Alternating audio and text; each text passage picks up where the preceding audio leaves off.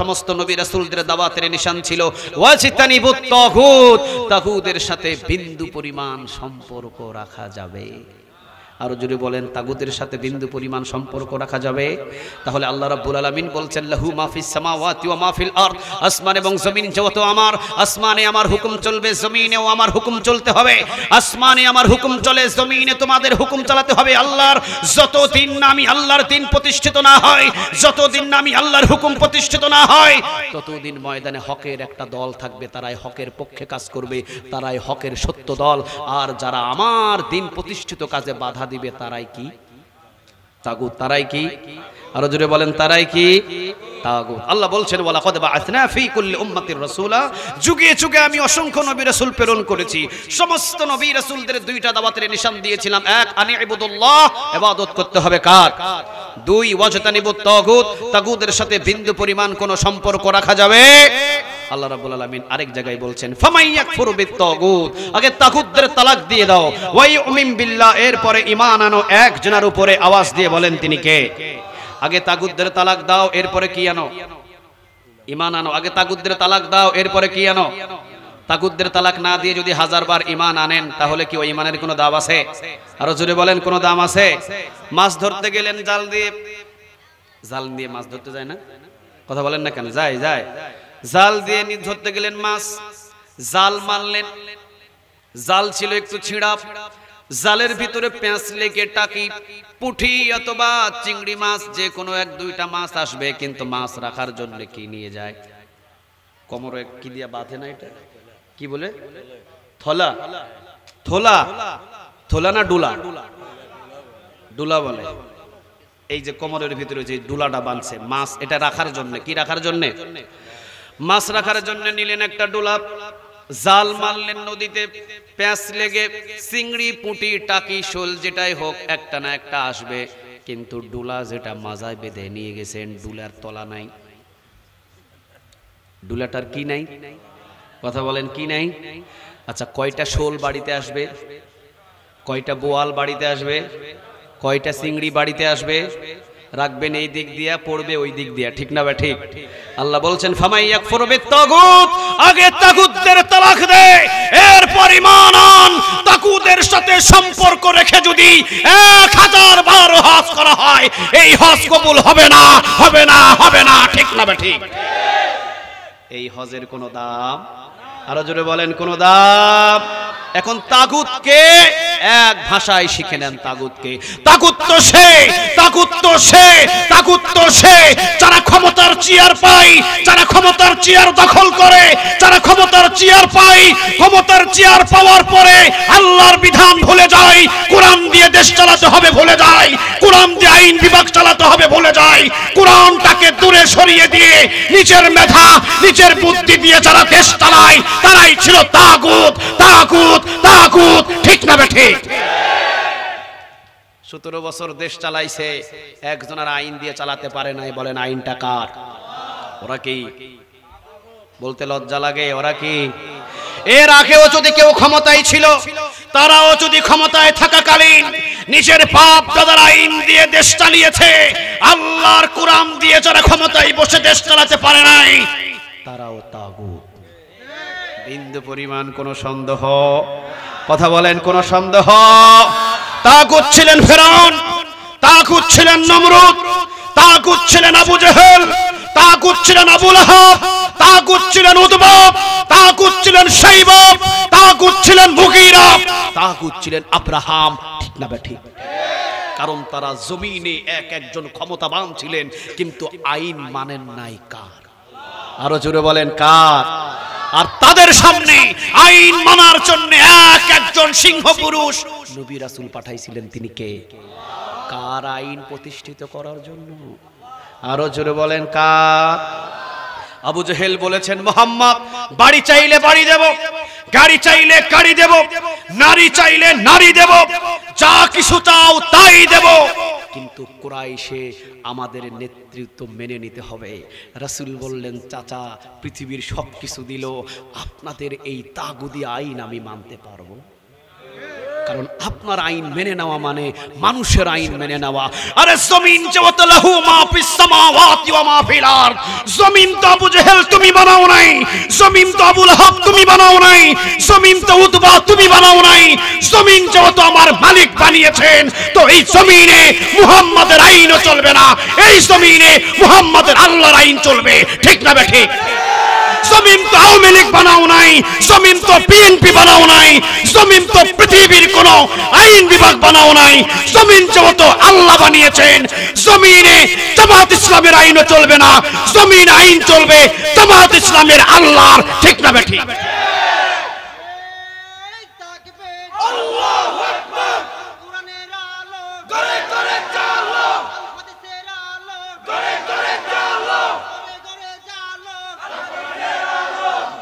আল্লাহ তুমি কবুল করো। আর একটু জোরে বলেন আমিন। লাহু মা ফিস সামাওয়াতি ওয়া মা ফিল আরদ, আসমান এবং জমিনে আইন চলতে হবে কার? আসমান এবং জমিনের মালিকানা কে? ঘর আপনার, বিয়ে করছেন আপনি, যৌতুকও দিছেন আপনি, কথা শুনে খালাতো ভাইয়ের, এই বউ নিয়ে কেউ সংসার করবেন?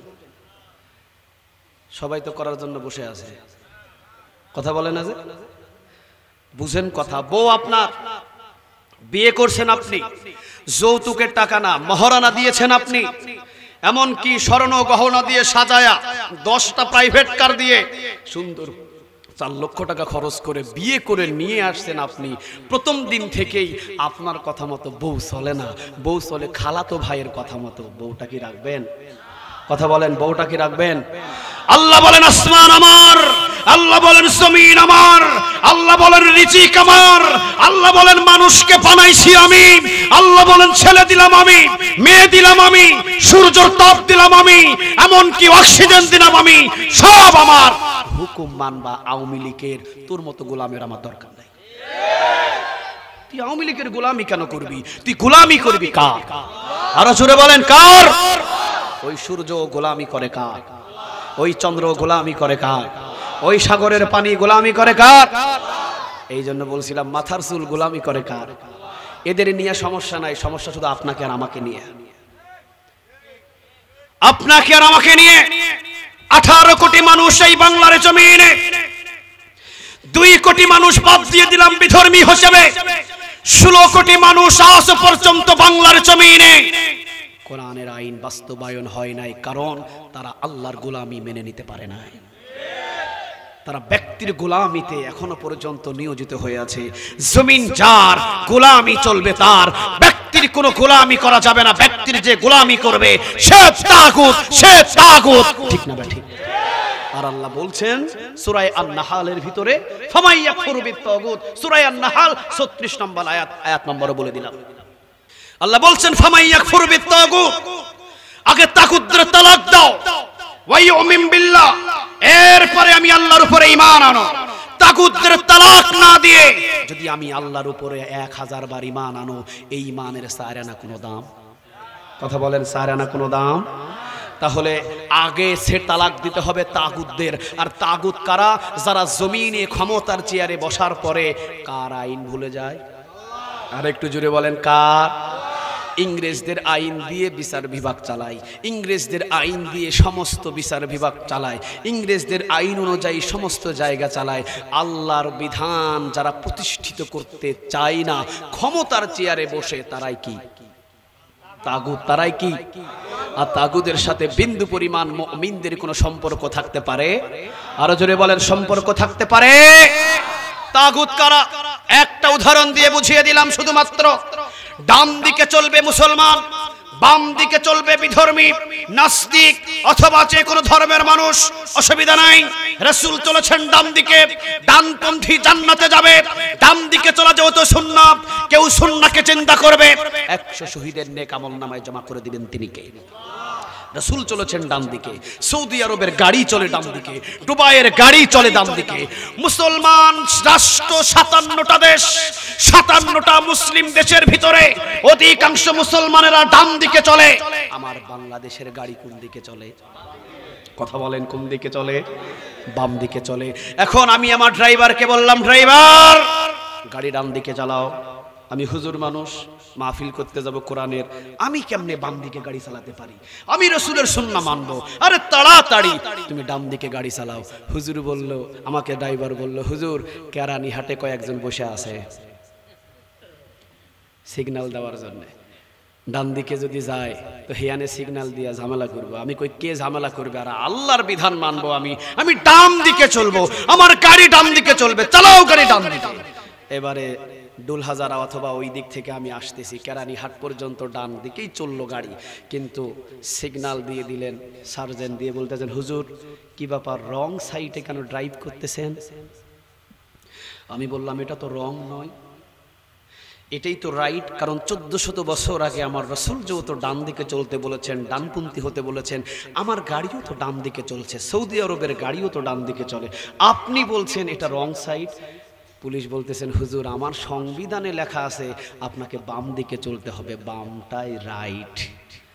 আমি বললাম, তাহলে সংবিধানে যিনি বাম দিকে চলার জন্য বলেছিলেন তারাই ছিল একটা তাগুত। আসতে বলেন ঠিক।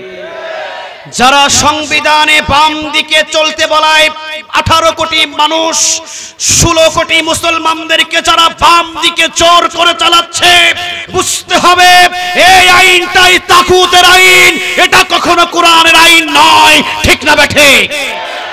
এখন আমি পুলিশকে বোঝাতে চাইলাম, ভাই আমি মুসলমান, আমি ডান দিকেই চলবো, আমাকে ডান দিকে যাওয়ার জন্য অনুমতি দেন।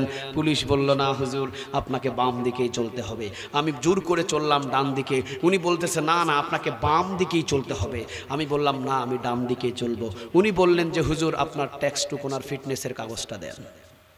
আমি মনে করেছি হয়তো বা একটু দেখতে পারে, আমি তাকে ট্যাক্স টুকন, ফিটনেস এবং স্মার্ট কার্ডের কাগজটা দিলাম। উনি ওনার ফাইল বাহির করে কি যেন পেঁচায়া বললেন, হুজুর রং সাইডে ড্রাইভ করার জন্য আপনাকে 25,000 টাকার মামলা দিলাম। কত হাজার? ইসলামের আইন মোতাবেক আমি কি রং ছিলাম না রাইট ছিলাম? আমি কি রং ছিলাম না রাইট ছিলাম? আমি ছিলাম রাইট। কিন্তু যারা সংবিধানের আইন পাশ করে, যারা রাস্তায় আমাকে জোর করে বাম দিকে চালাতে চাইলো, আমি যখন একটু চোরাচুরি করে ডান দিকে চলতে চাইলাম, তিনি আমাকে 25,000 টাকার মামলা দিয়ে উনি আমাকে থামিয়ে দিয়ে জোর করে যারা বাম দিকে চালালো, আমাকে বুঝতে হবে। আজকেই যদি এই কেরানীহাটে চুরি করে, চুরি করার পর যদি চোরের হাত কাটার আইন আছে কোরআনের ভিতরে, চুরি করলে হাত কেটে দাও, আইনটা কার? আপনারা যদি হাত কেটে দেন, পরের দিন যারা হাত কাটছে তাদের মামলা দিয়ে জেলখানায় ঢোকাবে। আপনারা যদি প্রশ্ন করেন আমাদেরকে ঢোকালেন কেন, তখন তারা বলবে চুরি করার পরে হাত কাটার অনুমতি তোদেরকে দিছে কে? যদি ওনারা বলে আল্লাহর তো কোরআনের ভিতরে বলা হয়েছে চুরি করলে হাত কেটে দাও, তখন তারা বলবে এটা তো আমার সংবিধানে নাই। যারা সংবিধানে আজও পর্যন্ত ক্ষমতায় বসার পরে চুরি করলে হাত কাটার আইন বাস্তবায়ন করতে পারে নাই, ওই দলটাই তাগুদের দল। আর সেই দলের সাথে বহু মুসলমান আজও পর্যন্ত ঘোরাঘুরি করতেছে। তাহলে সূরা আন-নাহলের 36 নম্বর আয়াত থেকে কি বুঝলাম? ওয়ালাকাদ বাহাসনা, আল্লাহ রাব্বুল আলামিন বলছেন সূরা আন-নাহলের 36 নম্বর আয়াতের ভিতরে কি বুঝলাম? ওয়ালাকাদ বাহাসনা ফি কুল্লি উম্মাতির রাসূলা, যুগে যুগে আমি নবী এবং রাসূল হাজার হাজার লক্ষ লক্ষ পাঠিয়েছি। ওই নবী রাসূলদেরকে সর্বপ্রথম দুইটা দাওয়াতের নিশান দিয়েছি। নাম্বার 1 আনি ইবুদুল্লাহ, ইবাদত হবে আল্লাহর। দ্বিতীয় নাম্বার দাওয়াত দিয়েছিলাম নবীদের ওয়াজতানিবুত তাগুত, তাগুতের সাথে সম্পর্ক রাখা যাবে না। যদি তাগুত সাথে সম্পর্ক রাখে সে কখনো জান্নাতে যেতে পারবে না। আয়াতুল কুরসির শেষের দিকে আল্লাহ রাব্বুল আলামিন এই যে এখানে বলছেন, এখানে আল্লাহ রাব্বুল আলামিন সূরা 256 নম্বর আয়াতে সূরা বাকারার বলছেন ফামাই ইয়াকফুরু বিত-তাগুত, আগে তাগুতদের তালাক দাও। এরপরে বলছেন ওয়ায়ুমিন বিল্লাহ, এরপরে তুমি ঈমান আনো। ঈমান আনার কথা পরে বললেন, তাগুতদের তালাক দেওয়ার কথা আগে বললেন। ওই সেই দল ক্ষমতার চেয়ারে বসার পরেও হাত কাটার আইন বাস্তবায়ন করতে পারে নাই, ডান দিকে চলতে হবে বাস্তবায়ন করতে পারে নাই, জিনা করলে রাজপের আইন অনুযায়ী তাকে বেতনাঘাত করতে হবে বাস্তবায়ন করতে পারে নাই, যারা আজও পর্যন্ত যাকাত পার্লামেন্ট থেকে আদায় করতে পারে নাই, কোরআনের একটা বিধান ক্ষমতার চেয়ারে বসার পরেও যারা বাস্তবায়ন করতে পারে নাই, তারাই তাগুত। আল্লাহ বলছেন ফামাই ইয়াকফুরু বিত-তাগুত, তাদেরকে আগে তালাক দাও। আল্লাহ বলছেন ওয়ায়ুমিন বিল্লাহ, এরপরে ঈমান আনো, পরে তাগুত তালাক দাও আগে। কিন্তু তুমি সাইনবোর্ড লাগাইয়া দিছো আমি আওয়ামী লীগ, যারা 17 বছর থাকার পরেও আজ পর্যন্ত কোরআনের কোনো আইন বাস্তবায়ন করতে পারে নাই, বরং কোরআনের আইন যারা বাস্তবায়ন করতে গিয়েছে তাদেরকে জেল দেওয়া হয়েছে, তাদের উপরে জুলুমি করা হয়েছে।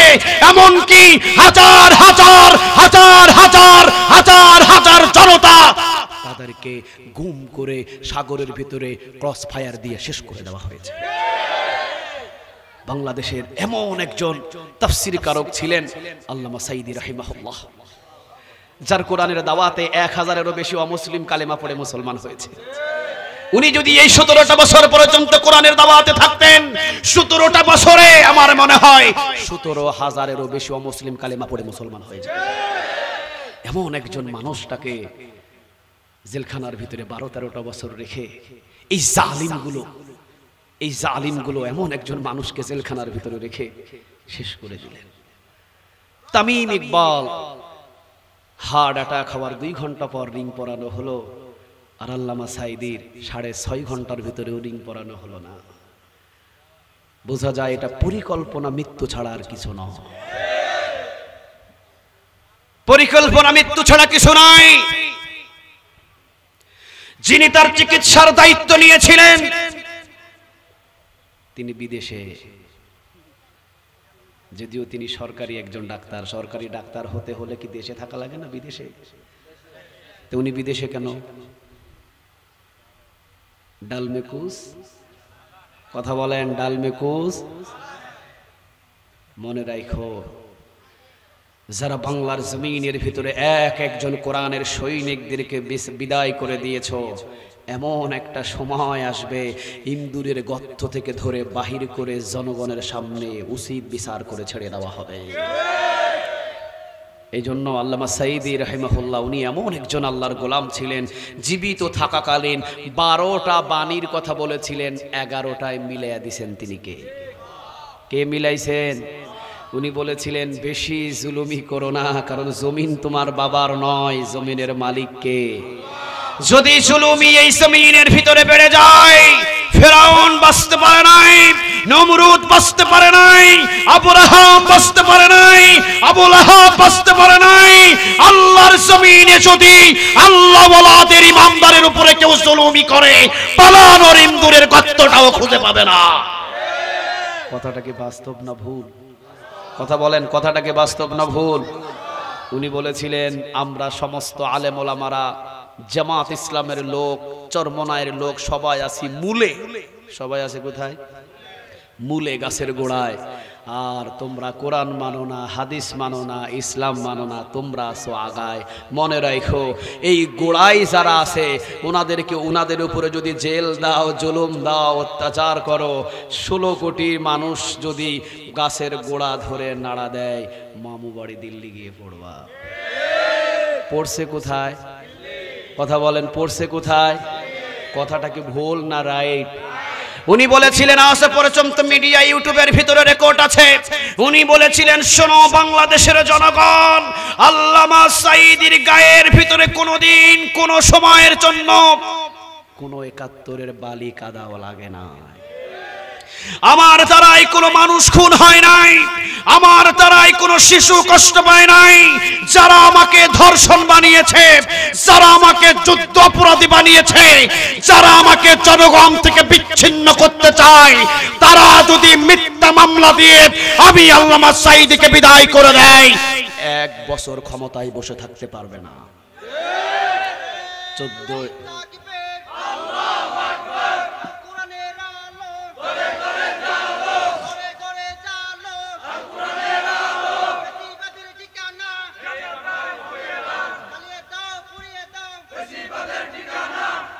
আল্লাহ তুমি কবুল করো। আরো একটু জোরে বলেন আমিন। কথাটা কি এখনো বাস্তব হয়েছে? ওনার কথাটা কি বাস্তব হয়েছে? 100% বাস্তব। সুবহানাল্লাহ বলুন। উনি বলেছিলেন আমার মাহফিলে হাজার হাজার লক্ষ লক্ষ মানুষ হয়, এই জন্য মাহফিল বন্ধ করার 144 ধারা জারি করে। কিন্তু বাংলাদেশে এক সাঈদীর কণ্ঠ যদি বন্ধ হয়, ঘরে ঘরে কোরআনের জন্য সাঈদী জন্ম নেবে। ইসলামী ব্যাংক যারা প্রতিষ্ঠাতা করছেন, এরপরে যতগুলো ইসলামিক ব্যান্ডগুলো যারা প্রতিষ্ঠিত করেছেন, যতগুলো দায়িত্ব নিয়ে যারা ইসলামিক কাজকর্মগুলো প্রতিষ্ঠিত করেছেন, ওনারা হয়তো নাই, কিন্তু ওগুলোকে চালানোর মতো জমিনে সৈনিক আছে না নাই? আর একটু জোরে বলেন, আছে না নাই? ঝড় আসছিল তাদের উপরে, ঝড় আসার পরে ঝড়ও হারায় গেছে, কিন্তু সেই প্রতিষ্ঠানগুলো চালানোর জন্য হাজার হাজার সৈনিক জমিনে জন্ম নিয়েছে, ঠিক না ঠিক? আল্লাহ যেন আমাদের সবাইকে এক হয়ে চালানোর তৌফিক দান করে, বলেন আমিন। আরো একটু জোরে বলেন আমিন। তাহলে লাহু মাফিস সামাওয়াতি ওয়া মাফিল আরদ, আসমান এবং জমিনের মালিকানা কার? আরো জোরে বলেন কার? আল্লাহ বলছেন আমার জমিনে, আমার আসমানে আমার আইন চলবে।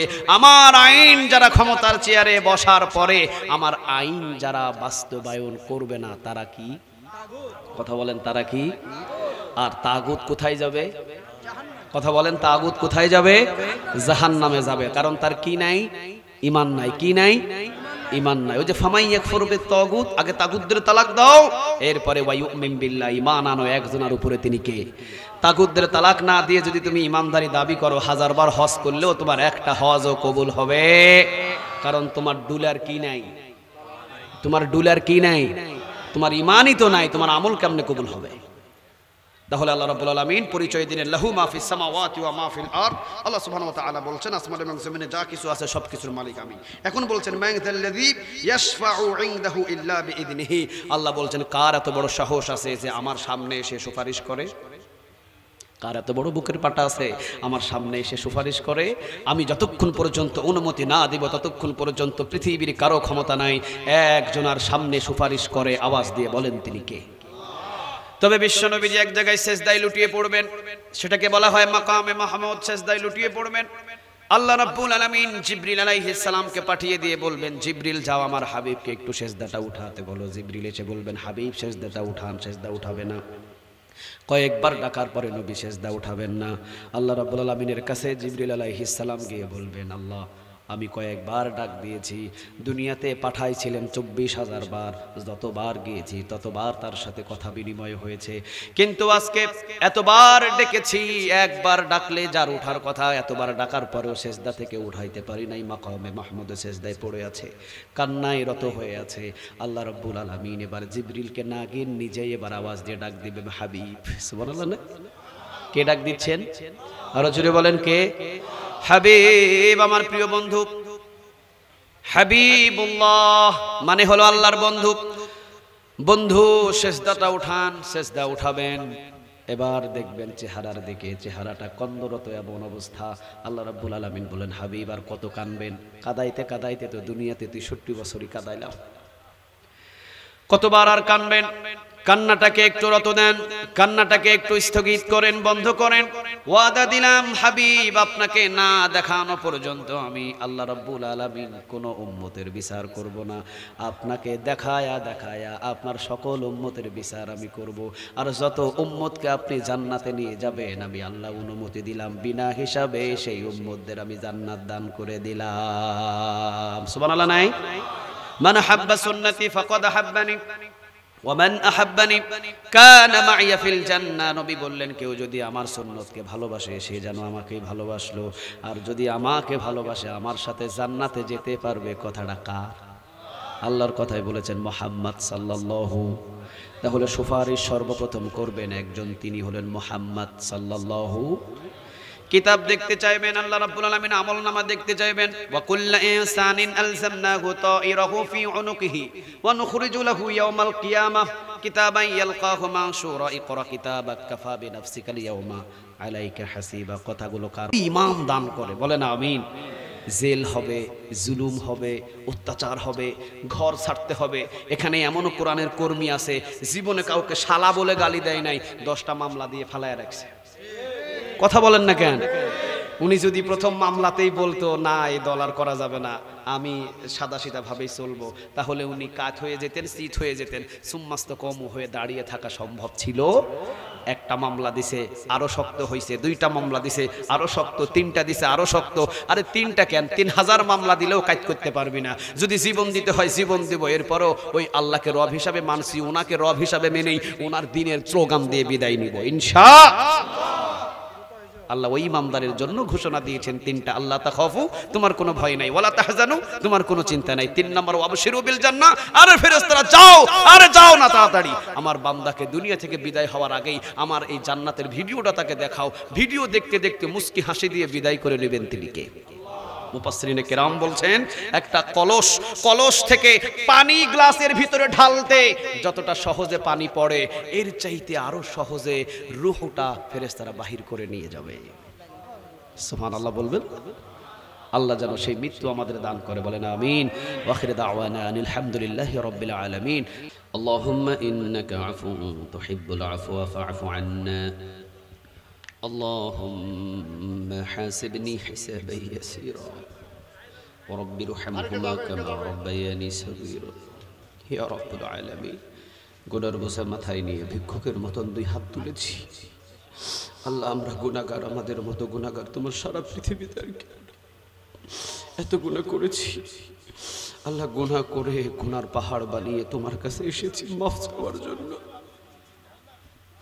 মাপ চাইতেও তোমার কাছে লজ্জা লাগে, কিন্তু তুমি তো বলেছো যতই গুনাহ থাকুক না কেন, গুনার পাহাড় যদিও হয়ে যায়, তোমার কাছে যদি মাপ চাই তুমি সব গুনাহ মাফ করে দিবা। এই আশা নিয়ে তোমার কাছে এসেছি। কিন্তু তুমি যদি গুনাহগারদের উপরে নারাজ থাকতে, তাহলে তোমার সামনে আসার মতো আমাদের সেই যোগ্যতা ছিল না, কারণ আমরা গুনাহ করে করে জিন্দেগি শেষ করে ফেলেছি। রব্বুল আলামিন, গুনার বোঝা নিয়ে তোমার কাছে 2 হাত তুলে লজ্জিত হয়ে তোমার কাছে জানাই, আর গুনাহ করব না, তুমি মাফ করে দাও। আল্লাহ, গুনাহগার যতজন আছে যার হাতকে কবুল করো, তার হাতের ওসিলায় প্রত্যেকের জিন্দেগির গুনাহ মাফ করো ইয়া রব। অন্ধকার কবর জগতে যতজন আছেন এই এলাকায় নরনারী, প্রত্যেকের কবরগুলো জান্নাতের বাগান বানাও দাও। আজকের এই কোরআনের ময়দানের ওসিলায় কোরআনের নূর তুমি এই সমাজে দান করো আল্লাহ। ও আল্লাহ, কোরআনের নূর দান করে এই সমাজের ভিতরে সমস্ত অন্যায় অত্যাচার আল্লাহ তুমি কোরআনের নূরের তাজাল্লিতে দূর করে দাও আল্লাহ। পর্দা এই সমাজের ভিতরে তুমি কায়েম করে দিও আল্লাহ। যাকাতওয়ালা হওয়ার জন্য সবাইকে তৌফিক দান করো, দানের হাত লম্বা করার জন্য সবাইকে কবুল করো, 5 ওয়াক্ত নামাজি বানাও। আজকের এই মাহফিলের ওসিলায় এলাকার সকল মানুষদেরকে আল্লাহ তুমি কোরআনওয়ালা হিসাবে কবুল করে নাও। আজকের এই মাহফিলের ওসিলায় এলাকার সকল নর নারীদেরকে তুমি আবু বকর, ওমর, আয়েশা, খাদিজাদের মতো কবুল করো আল্লাহ। ও রব্বে করিম, যুবকরা এত সুন্দর করে আয়োজন করেছেন, মুরব্বীরাও সাথে ছিলেন আল্লাহ। আল্লাহ তুমি এদেরকে খালিদ বিন ওয়ালিদের মতো কবুল করো, বেলাল রাদিয়াল্লাহু তাআলা আনহুর মতো জান্নাতি হিসাবে কবুল করো।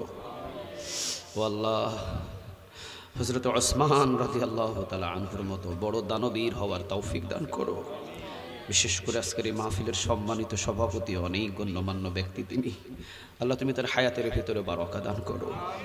আমার ডানে আমার বামে পিছনে অসংখ্য সম্মানী ব্যক্তিগুলো বসা, যাদের ছাত্র হওয়ার যোগ্যতা আমার নাই আল্লাহ, সবার সম্মানকে তুমি আরশ পর্যন্ত বৃদ্ধি করে দাও। এই সমাজে সবার সম্মানকে তুমি বৃদ্ধি করো আল্লাহ। মর্যাদাপূর্ণ যত আছে সে মর্যাদাপূর্ণ জায়গায় বসার তাদেরকে তুমি তৌফিক দান করো ইয়া রাব্বুল আলামিন। মা বোনেরা এসেছেন, মা বোনেরা বসেছেন, আমার মা আমার বোন, আপনাদেরকেও আসিয়া আলাইহিস সালামের মতো কোরআন মানতে হবে, ঈমানের উপরে অটল থাকতে হবে গো মা। ফাতিমা রাদিয়াল্লাহু তাআলা আনহার মতো ঈমান আনতে হবে, কোরআনের পক্ষে থাকতে হবে গো মা।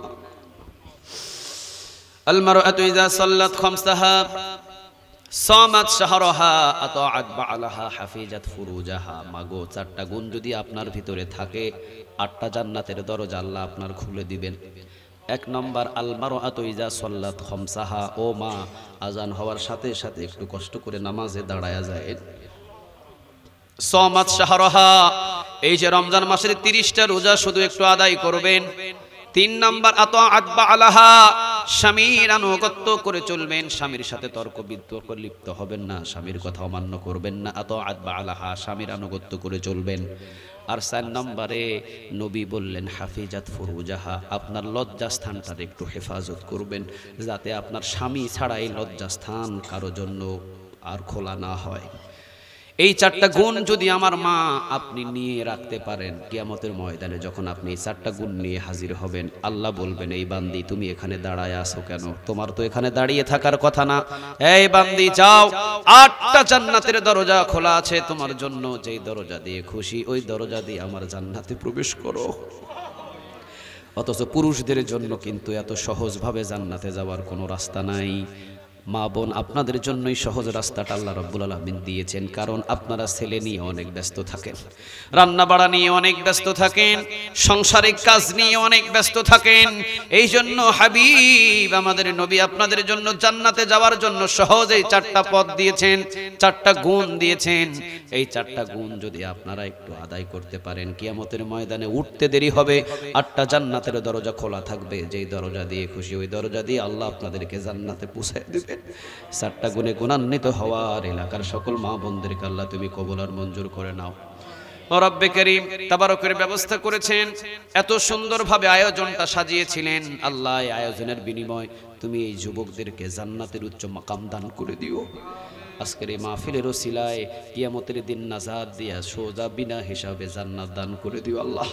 এত সুন্দর জান্নাতের বাগান সাজাতে গিয়ে যারা দান করলেন, উহুদ পাহাড় পরিমাণ নেক তুমি তাদের আমলনামায় জমা করে দিও আল্লাহ। শুনেছি চট্টগ্রামের ভূমি কোরআনের উর্বর একটা ভূমি, শুনেছি বাংলার জমিনে যদি কোনো জেলায়, কোনো শহরে, কোনো বিভাগে যদি কালেমার পতাকা পথ করে উড়ে, তো এই চট্টগ্রামের ভূমিতে কালেমার পতাকা সর্বপ্রথম উড়ে যাবে।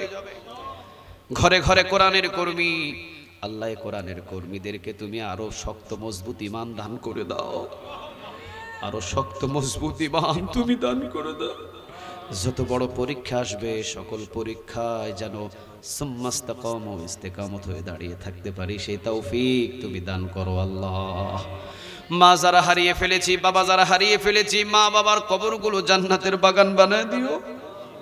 মা যে কি জিনিস, বাবা কি জিনিস, অনেক সন্তানেরা বুঝি নাই। নবীর সামনে একজন সাহাবী এসে বললেন, ইয়া রাসূলুল্লাহ, ইয়ামিনী শহর থেকে আমি আমার মাকে আমার কাঁধের উপরে করে নিয়ে এসেছি মক্কায়, আমার মায়ের কোন ঋণ শোধ হয়েছে আপনি বলেন। নবী বললেন, সাহাবী রে, ইয়ামিনী শহর থেকে মাকে শুধু কাঁধে করে নিয়ে এসে মায়ের ঋণ শোধ করতে চাচ্ছ? বুকের চামড়া তুমি যদি এই ছুরি দিয়ে কেটে বুকের চামড়া দিয়ে যদি মায়ের পায়ের এক জোড়া জুতা বানায় দাও, মায়ের এক ফোঁটা দুধের ঋণ শোধ করতে পারবে না। এত দামি মা বাবা যাদের চলে গেছে, কবরগুলো জান্নাতের বাগান বানাও। আর যাদের মা বাবা আছেন হায়াতের ভিতরে তুমি বারাকা দান করে দিও আল্লাহ। আজকে হাত নামাইতেছি, তবে এই মাহফিলটা তুমি কিয়ামত পর্যন্ত জারি রেখে দিও রব্বে করিম।